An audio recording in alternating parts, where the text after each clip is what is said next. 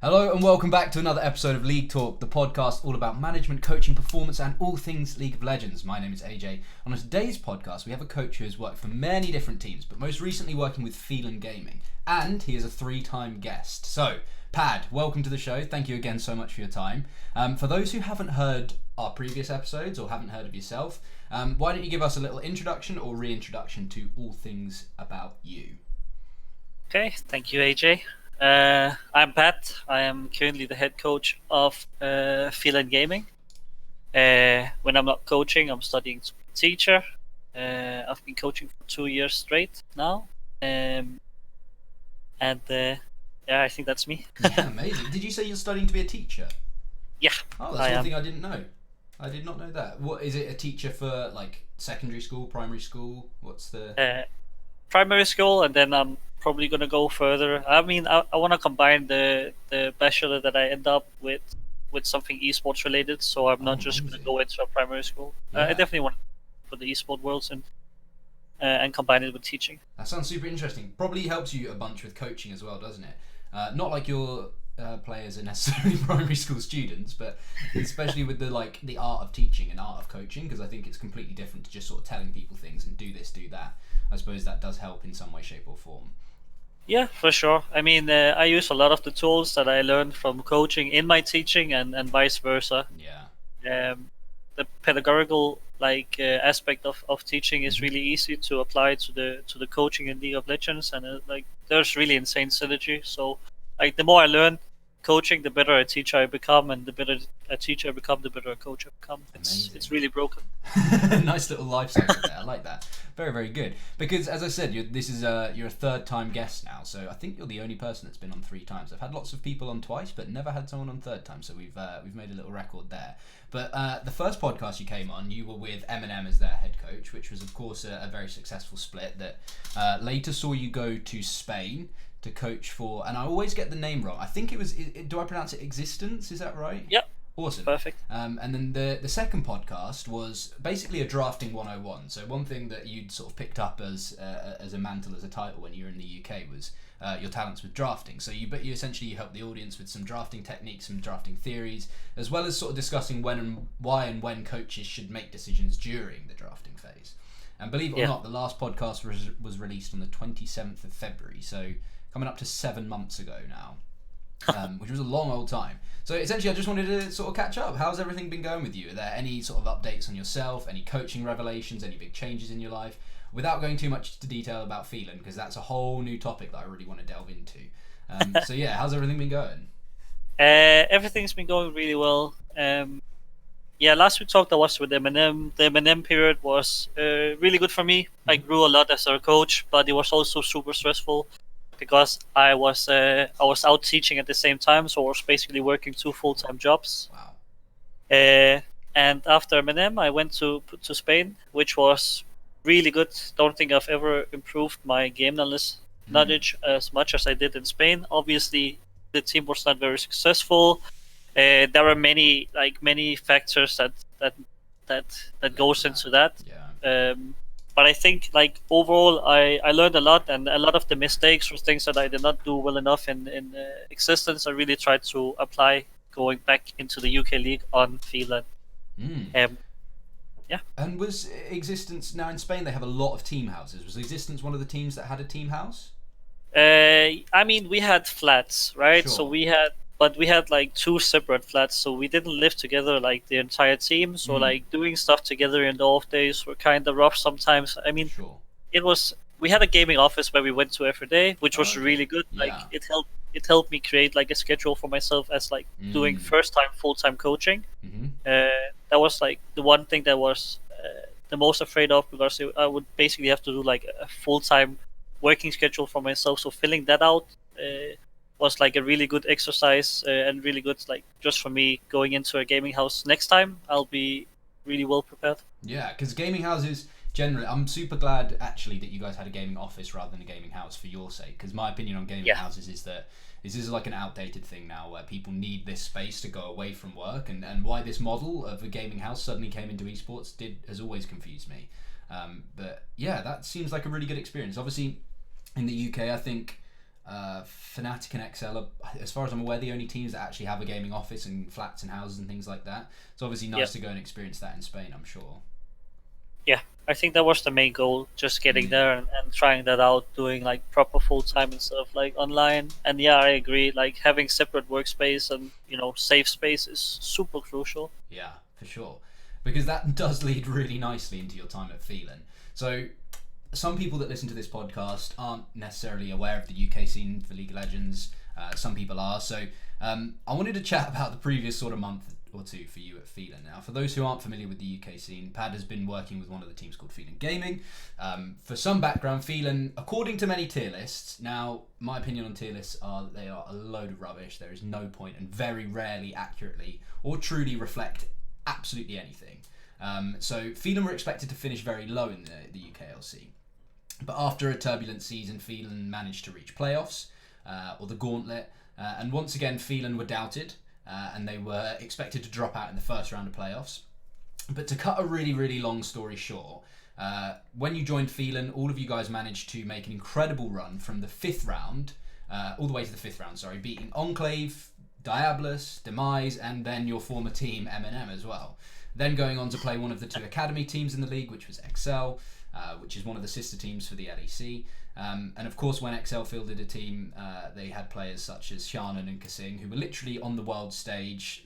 Well, Hjarnan, 6 to 8 months ago, Kasing several years ago, and then Special, who'd been on the LEC with Exile as well, who'd been in the LEC. So obviously this is a huge team, a really, really big team, who's now done really well in EU Masters as well. Unfortunately, you guys lost to that, but that's not really the interesting part to me. I wanted to talk about the process of going to the fifth round and making this gauntlet run. So, for my first question, and there will be a few about this, is what did you guys as a staff sort of implement to this Phelan roster to turn this all around?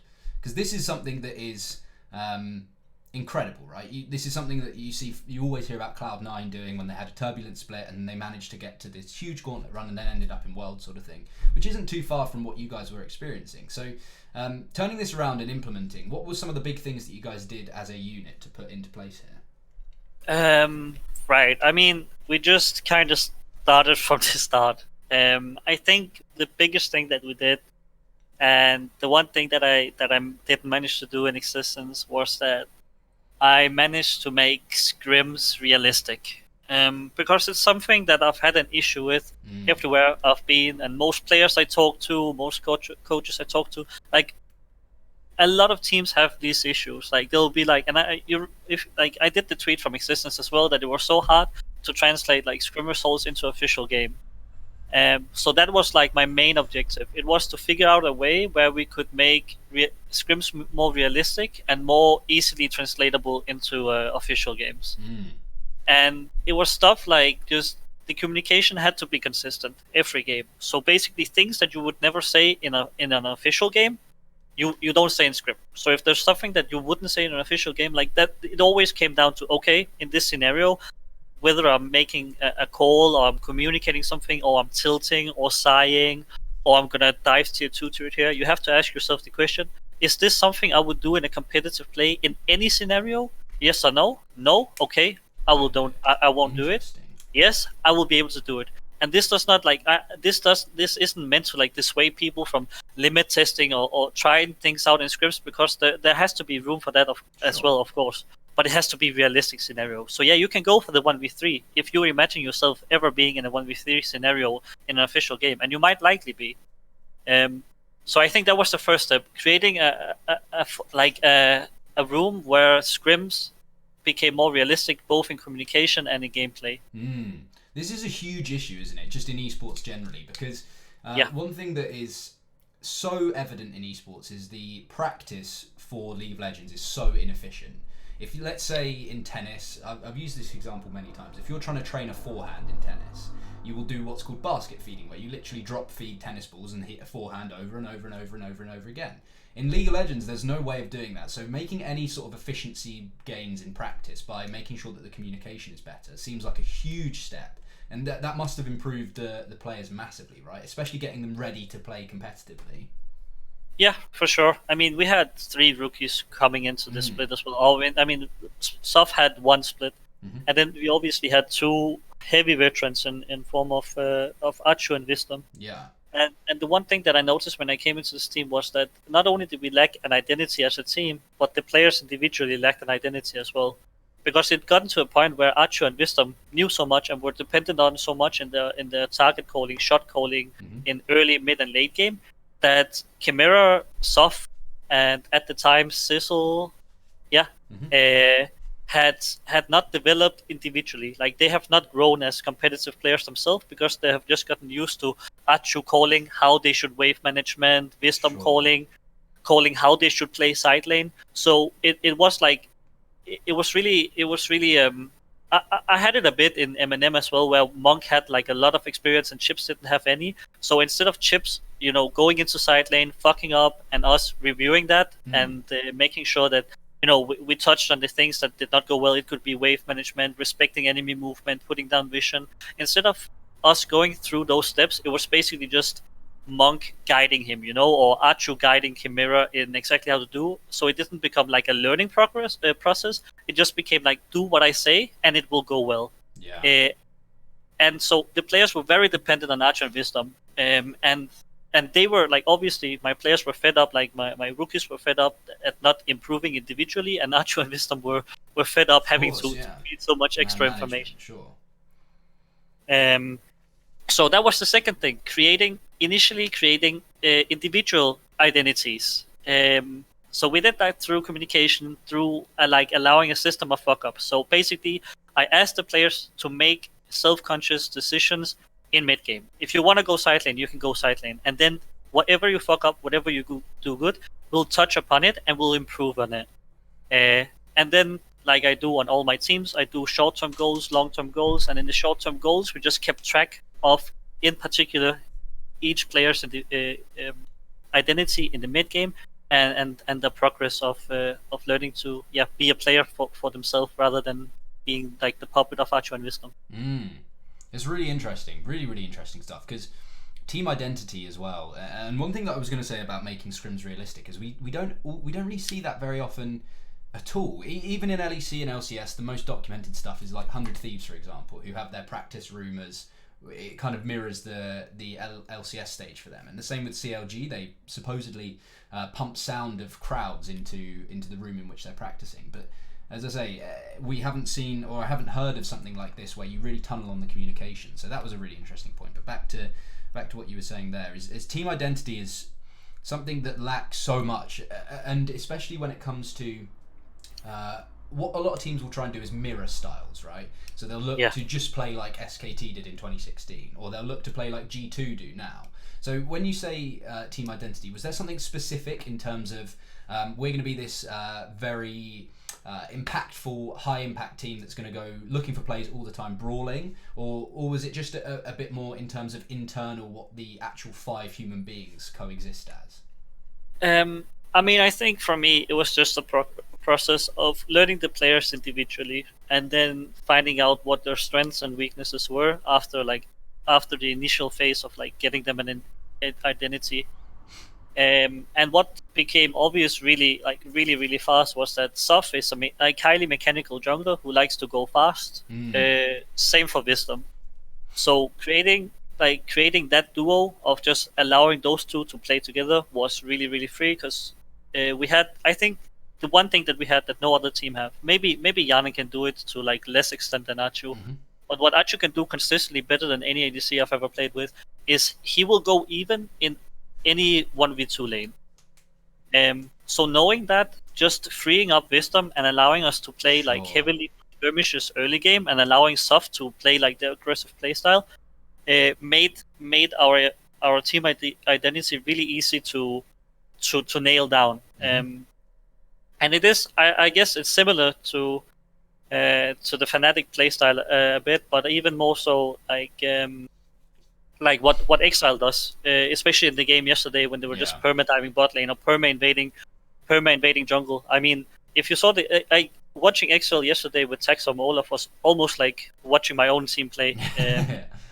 It was really insane, because that's the thing that has been going on in UK. Even when I watched that with M&M, like Diabolus finished really highly because no team were able to play early game fast paced. Like Diabolus, no matter of the meta last split, just played late game scaling all the time. There's no people could like pull the trigger, go fast in early and mid game.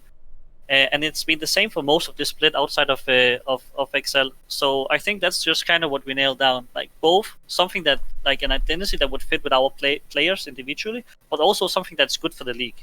Because I mean, if our team identity was bad, in like into whatever anyone else is playing, like having that specific identity might not be the best.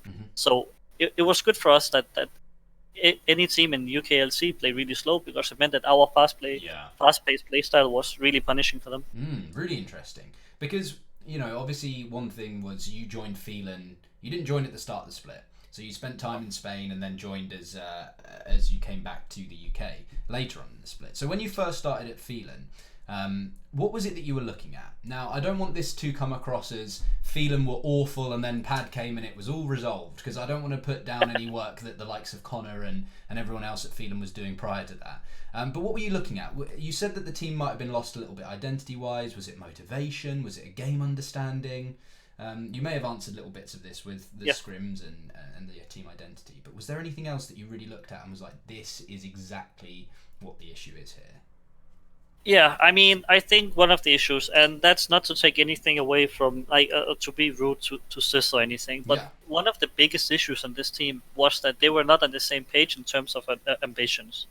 We had 4 players who wanted to go full-time, who wants to play Pro League of Legends, who wants to go LEC one day, and then we had one guy who, like, he worked a job, he didn't have the time, his ambitions were not as high, and it created, like, the atmosphere when I came into the team was kind of off, and when you have 4 guys who really want something and one guy who wants it less, it's only natural. So pulling in battery was the first solution. Like that was the first step towards fixing a kind of broken team. Because then you had 5 players with the same ambitions, the same goals, the same drive, and it made it so much easier.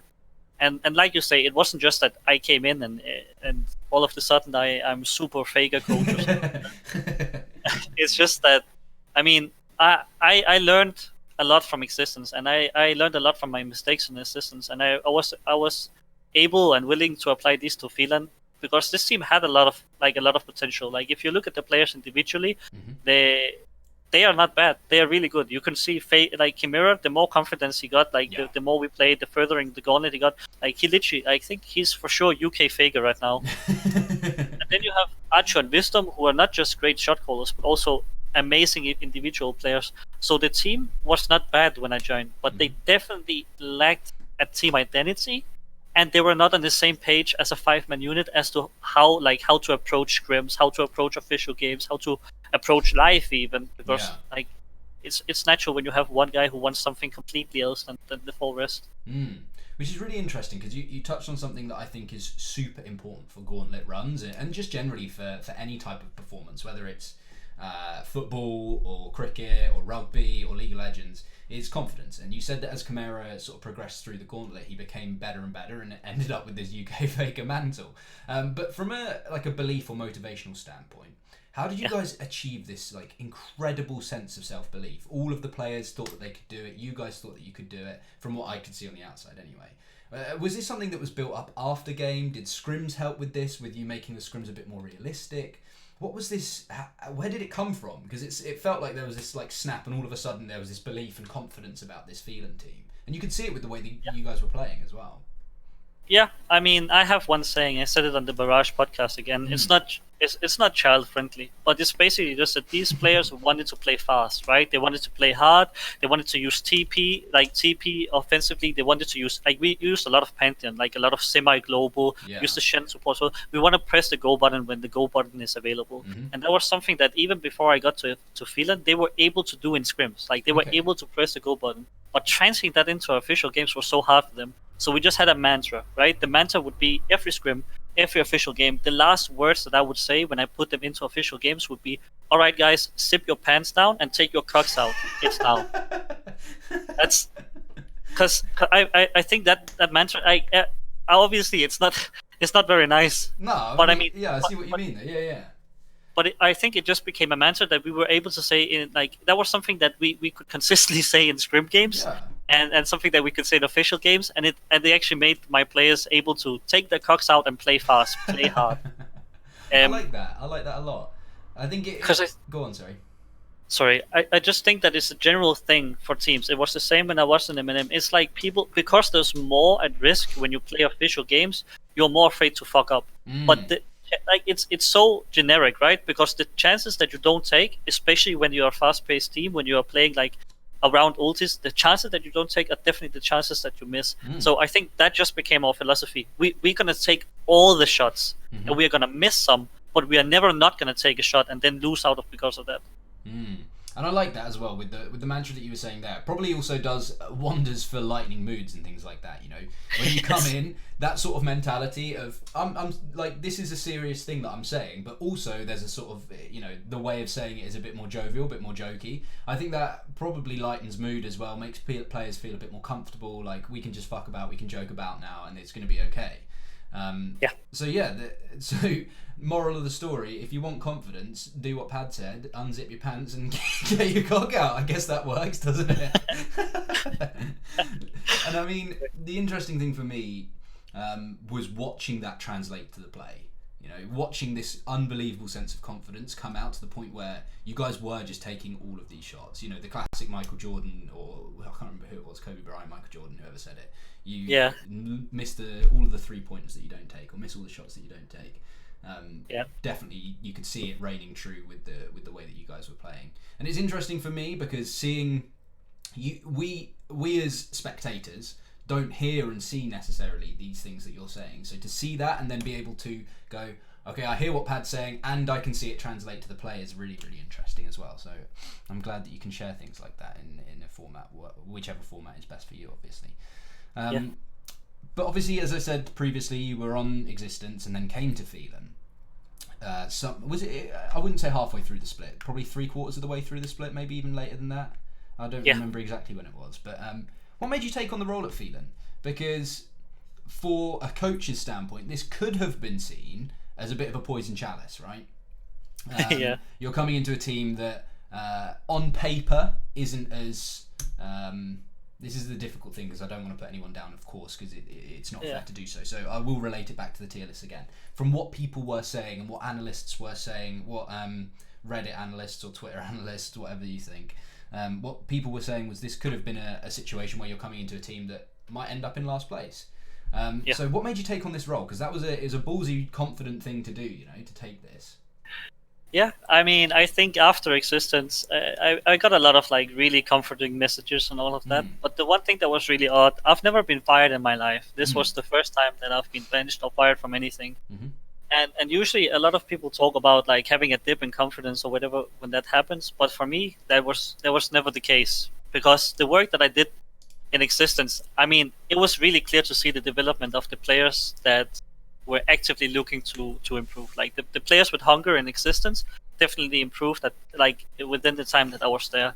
And the tools that I used were good, and the tools that were not good, I learned from and adapted from. So like taking my leave from x6tence was like, it was kind of bittersweet, because there was need for change. I disagree that was the first change, but there was need for change. So like me being that change, I could accept that if it helped the team, you know. Sure. But the things that I had done while I was down there, like my working schedule, my especially development of Coldo down there, I was very happy with that. So leaving x6tence, I was just hungry. I was really hungry to prove myself, because I knew that the results that we showed in LVP was not a direct translation of my coaching skills.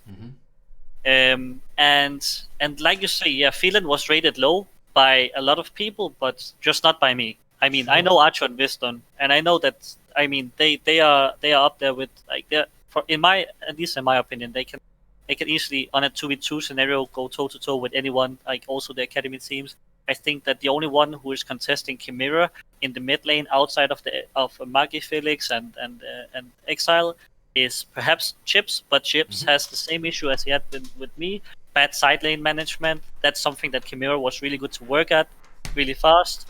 In top lane, Battery, same. Like only Angel is probably the only one who can contest him straight up. So I believe that individually we were better than any of the teams outside of the academy teams, and even against M&M, like their best players only matched even with ours, and then Archer and Wisdom, like, were significantly better than Shogun and Yusa. Interesting. So for me, it was not really a risk. I came into a team with no ego, 2 veterans, 3 rookies, where I for the first time like ever was allowed to do exactly what I wanted. I was able to plan the short-term goals exactly how I wanted. I was able to run scrims how I wanted. I was able to draft all the maniac things that people usually shake their heads at. And I was just allowed freedom. I was allowed to like get proper confidence. Like I just knew that my players had confidence in me, and that confidence just makes me work so much better. And I think that was a huge part. Like the trust was a big part that was in Phelan that wasn't there in Existence. Not to say that in Existence it was the players' fault. I should have done things differently to create that trust or to create like a better authority in a team with like big players like Flaxis with a lot of experience, Sanchez, all of these players with a lot of experience and some ego, and that has been like my weak point so far, is being able to handle players with ego. But working with Flaxis has changed that for me, because beforehand I saw players with ego or like high thoughts of themselves as something negative, whereas I just needed a different approach to those kind of players, and that's one of the best things that I take away from my time with Existence. Yeah, really interesting. So when you were looking at Phelan, and when you were, I presume there wasn't just one offer when you left Existence, but when you were looking at Phelan and you were looking at this offer to come and help out at Phelan, you were looking at the team and you believed that this team could go far, they could get through the gauntlet. It wasn't I don't know, I guess it's fine, we'll see what happens. Your belief was there from sort of minute 1 then? Yeah, I said the second that Wings and me talked, and I think I joined for 3 regular split fight games. We won, we lost 2 and won 1, so it was like, of course, like change takes time. Sure. But the entire time, like even when we lost, and management were starting to be like feel a bit like, and the players, like everyone were like, oh shit, we need to start preparing for relegation. I was just saying, nope, we need to start preparing for playoffs. I really believed in this team, like on an individual basis, but especially like the second that we sat down, we had to talk about team identity, and we started going ham in scrims, like playing consistently in scrims, like the same play style with like a wide variety of champions. So even like it didn't matter if we were playing Olaf and going ham, or we were playing Skarner or Elise, like we had like a big champion pool to fit the team identity as well, and I just had I had full confidence the entire time. Amazing. Really, really good. Because I think maybe that's one of the things that you haven't looked at personally, and one thing to commend you on is maybe this self-belief, this confidence that you said that the team have, and we can see that the team had. Maybe that comes from the top. A lot of time trust and confidence has to be given rather than asked for, You can't necessarily just walk into a scenario and be like, yep, trust me, let's go. You have to give people trust first, and then that will come back. And especially in a coaching environment, that's sort of a fundamental, really, isn't it? So maybe that's something to sort of commend you on as well. So well done for achieving that at Phelan. The sort of last question I have to do with Phelan is asking about any learnings, because you said that you learnt an awful lot from Existence, and there was things in your play and as a coach that you can see needed to be changed, and some mistakes that you made. Was there things that you learnt that was specific to your time at Phelan? Were there any big takeaways from the last sort of 2 months, 3 months at Phelan? Yeah, I mean, I think I had an interesting tryout recently where a player actually told me that scrims are unrealistic, so we shouldn't touch upon stuff like, for example, if someone dies in a scrim, he says, oh, it's over, or let's open, or FF15 or stuff like that. And he said that it was irrelevant to talk about that because he would never do it in an official game. And I think that's been my biggest thing in Phelan, because there was something that was in M&M, and it was in that specific tryout, and was in Existence. It was just that people were saying like literally stupid shit in scrims that made no sense. Like, I think the one thing, like you said, it's hard to, like, when you said the tennis example, you can do one thing over and over, and I think that's the one thing you can do in scrim. The communication can be consistent. The way you communicate every single game can be consistent. The second that you start with the inconsistent communication of FF or starting sighing or like your shot caller shuts down because he goes 0-3, like if you have a bad laning phase and that affects your shot calling in a scrim, but it wouldn't in an official game, like those things for me, that is the biggest thing, and I think that's something that hopefully I'll be able to take with me into my next team and preach this, because that was something where I could see very clearly, visually, I could see a development in our scrim games, in our team identity, in our official games, simply by having consistency in our communication, the way we talk to each other before game, after a win, after a loss, how you handle a loss, like all of these things. Communication was, for me, in Phelan, one of the biggest keys to success. Yeah. Consistent. Yeah, because consistency is something that, obviously with my background in traditional sports coaching, consistency is something that in any sport that I've ever coached, and massively so in tennis, is pretty much a key. And the reason it's a key is because once you do something consistently right in practice, it becomes second nature when it comes to competitive games or competition, right? So the perfect example again is like a forehand or a serve. Once you've consistently got the sort of motor functions of a serve down to a T, it just happens. Now that's something that you don't need to spend X amount of hours concentrating on. You can now learn something else as well, and you add on to that, and it's these sort of building blocks of knowledge. And consistency is definitely something that I think is difficult to find in League of Legends. Very difficult. Yeah. And the reason that I said about the sort of difference between training something in tennis and training something in League is, let's say this week of scrims, Phelan really want to practice their level ones because they're playing against Fnatic in the LEC, their LEC team, who are renowned for having amazing level 1 or level 2 strategies, depending on which one they go for. To train that, you do that once every, 30 minutes? If you're going to have a scrim game, let's say a scrim game's 30 minutes. Obviously, you only get one chance at that. You can't, ask the scrim to reset after you have your level 1. It doesn't really work like that. So consistency clearly is something that's really, really important. And I'm glad to say, or to hear, that you found consistency in scrims, because very difficult to find, as I say. Amazing. And you mentioned there about taking on to hopefully your next team. And after finding out that Ismail Pedraza, who's currently Rogue's performance coach, he got recommended to Rogue after the podcast that we did together. So I wanted to give you some time now to talk about the fact that you're exploring your options. So talking about maybe an ideal scenario, what you're looking for, what you're wanting to achieve in this period of exploration. Yeah. I mean, for now, for the remainder of 2019, I'm doing a semester in my as a teacher, where come January, I will be a history and Danish teacher. So for the remainder of 2019, I'm really just looking for online gigs where I can make sure that I finish this. So I am that Danish and history teacher, and after that I can take leave for a year where I can go all in on coaching again.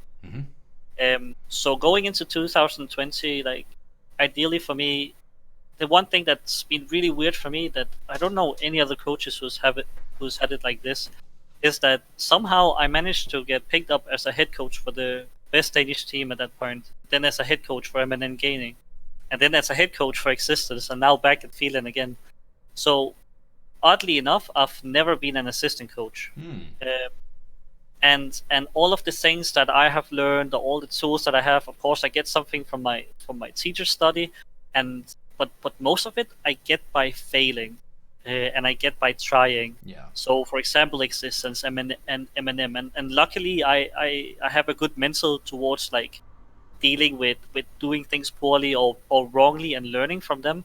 But I think that one thing, objectively speaking, even though that I think that I have become a good head coach, at least for this level of play, is that I've never actually been able to be with a head coach who's had experience being having multiple roles. So I think looking for 2020, the ideal scenario for me would be to join a top 4 team in Spain, a top 2 team Ultraliga, top 3 Germany, LEC, LCS, as an assistant coach. Mm. To get that experience, like get a broader, a wider perspective on coaching, because I mean I have learned so much already, but having like a sparring partner to help me increase my knowledge of coaching in general would be amazing, because like it's hard to come by. It's hard when you're always the head coach and your assistant coaches knows less than you. Not to take anything away from them, but it has to become like a sparring thing. And I don't think, I mean, Connor does it to an extent, of course, but I don't think I've ever had an assistant coach or been an assistant coach where I had like a proper coaching sparring partner. So I think that would definitely be the ideal situation for me. Of course, I'm always willing to go into the head coach position, but I think ideally for sure would be like a top national team, or an assistant coach on an NEC team. Yeah, I think that's nice as well, because what most people would consider sort of a step back in terms of career progression, but actually that step back is going to help, or could potentially help significantly, because of how much you can learn, because you now have this sort of rapport with a different person who is of equal knowledge potentially. And I think that's something that more people should look at, is right, rather than keep trying to go forward in terms of what my job title is, let's go forward in terms of my learnings. Let's make me a better coach, make me a better player, better understanding of the game, whatever that may be. I think is really important. So I agree. To go for that as well. So yeah, really interesting. And you're quite happy to go to big ERLs is where you're interested in as well. So you said Germany, Ultraliga, which is Poland, and Spain are the sort of the top ones you're after. Yeah, I mean I could go France as well, anywhere basically. Like you said, it's just basically me removing me from the path of like all of these walls that I have to climb over really slowly by self-learning, because and then going like a different path that will help me progress me faster.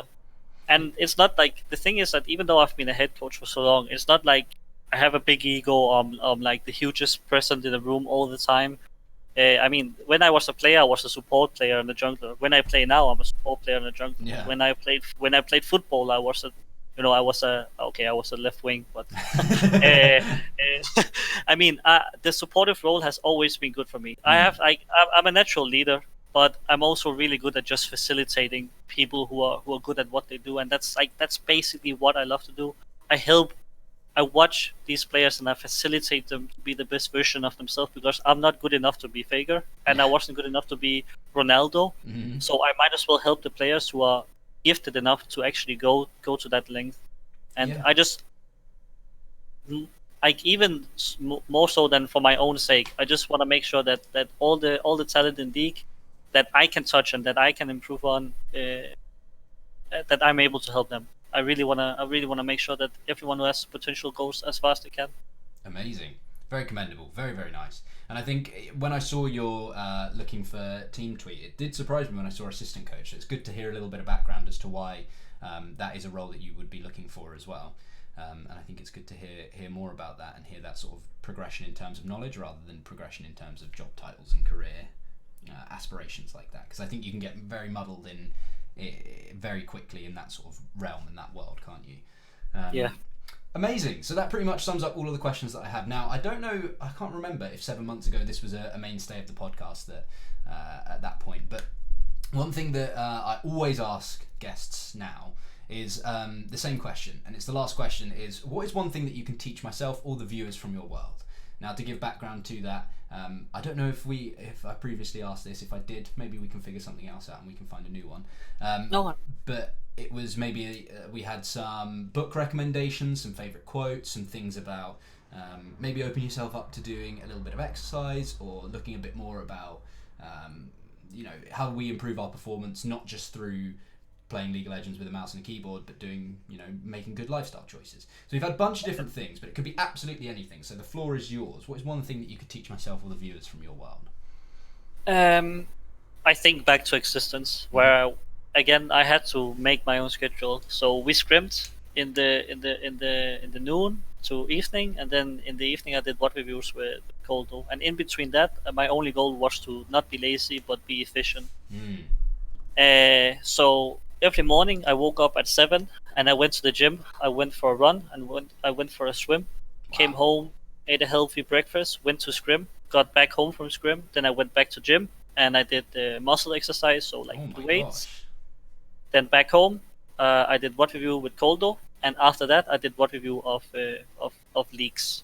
Mm-hmm. So for me, I've never had like a more efficient schedule in my entire life, and I'm maintaining it still now in Denmark with my study. I mean, gym is everyone loves to go gym. Anyone who goes gym will tell you the same thing, and I just agree. Like the amount of energy that I get from consistently going to the gym is so broken. It's not just my body; it's my brain, like all of it. And then whenever I go to sleep, and this has been the biggest thing for me, because usually I would always take 2-3 hours to fall asleep, but now I read books or I listen to audiobooks. And I do it 1.5 hours before I go to bed. I close the computer. I don't look at the screen. I don't think about WOD review. I don't think about my job, because when I do that, my thoughts will keep rumbling around my head. Yeah. So I'll disappear into a book, and the book will leave me off to bed. I've never been more healthy than I am right now, and I think the one thing that that we didn't touch a lot on right now, but the same goes for League of Legends. The best way to improve in life and in game for me, in my experience, in my opinion, is good habits. If you have good habits, everything will become like your learning curve will become so much better, so much faster. Good habits for me is like obviously the exercise and reading books, but also good habits in solo queue, good habits in scrims, good habits like in your love life. It's really crucial to have like a constant flow of development. So I use and I enforce a lot of habits, and we track habits together on the team to make sure that we are always trying to be the best versions of ourselves, rather than being mediocre because you can be mediocre. Yeah, really interesting. And what you're sort of touching on there is the vast world of performance coaching as well. Is essentially how do we get the best out of the players that we have and make them perform to the highest standard, by not necessarily just focusing on your mouse and your keyboard and the screen and things like that. So very commendable. That schedule's crazy. That's a lot of work in there, dude. So you must be, by the end of the day, your head must hit the pillow and you must go straight to sleep with that. Yeah, I only get to listen 20 minutes of audiobooks and I'm done. Brilliant. Well, look, I think that's a really apt piece of advice, and something that I've been spending a lot of time working on as well. So thank you very much for sharing that. But more to the point, thank you so much for coming onto the show. I really appreciate your time again. It's been really, really interesting to hear about Phelan and yourself and learning and all of these different topics that we've chatted about today, because I think it's gone further than just like, look, Phelan did really well. There's been loads of little offsets from that. So firstly, I'd like to thank you so much for your time and for coming onto the podcast, because I think it's been a really interesting one. Yeah, really, yeah. Thank you for having me. It's always a pleasure being here. Great news. But I want to roll out the red carpet, and what is the best way that people want to, if you want to plug yourself, people can contact you? Obviously, we've spoken a little bit about looking for some new, exploring sort of free agency and jobs and things like that. So if there are anyone that want to get in contact with you, what is the best way to do so? Yeah, I think my Twitter is the best way to go. I'm always checking Twitter, and it's really easy communication through that way. And I'm open to a lot of things, so just give me your offer and I'll tell you more about myself, show you like some of my working pieces, how I draft short-term plans, how I draft drafts, like anything that any worksheets that you'd be looking for. Amazing. Well, look, thank you so much for your time again. And for everyone who's been listening, if you do want to get in contact with Pad, all of his links will be in the description, so his link to the Twitter will be there as well. So thank you so much for the podcast, Pad, and thank you so much for everyone who's been watching. I hope you've had a really good time listening to the episode, as much as I have at least. So thank you so much, and I hope you guys have a wonderful day. We'll catch you on the next one.